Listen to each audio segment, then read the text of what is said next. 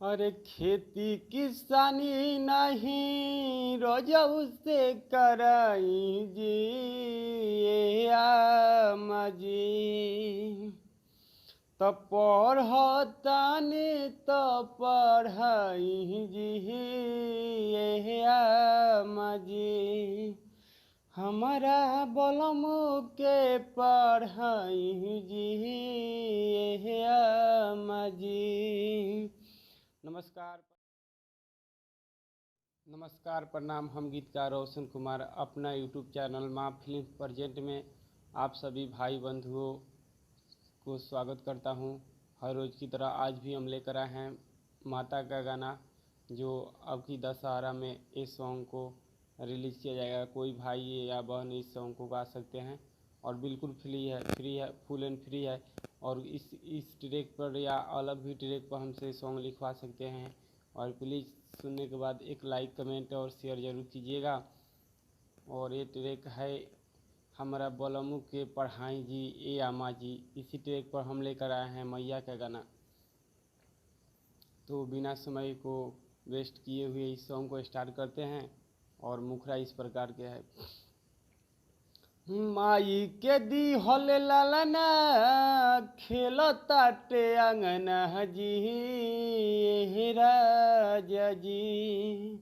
सुनतनी अरे माई के दी हल लालना खेलताटे अंगना जी सैया जी। सो कहला सारा खाई जी राजा जी। टी कोटली ना कटाई जी राजा जी। माई के भगती में सकती लगाई जी राजा जी। सो कहला सारा खाई जी राजा जी। तो ये था आपका मुखरा और अंतरा। अब आपका आगे है, हम सुना रहे हैं। केसर गुलाब माही के मन वो ना भावेला। इसको 2 बार गाना है। अरे केसर गुलाब माही के मन वो ना भावेला। खुश होली माई जे ही ओढ़ाउल चढ़ावेला। कली विश्वास माई पूरा होइया जी राजा जी। अरे टी कटलेली ना कटाई जी राजा जी। ये फर्स्ट अंतरा था और सेकेंड अंतरा इस प्रकार के है।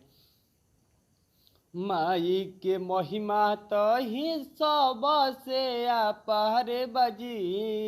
इनका तो चरण में तो पूरा सन शहर बजी।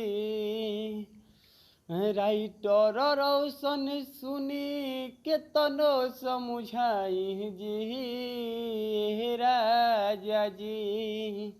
सो कहला सारा खाई जी राजा जी।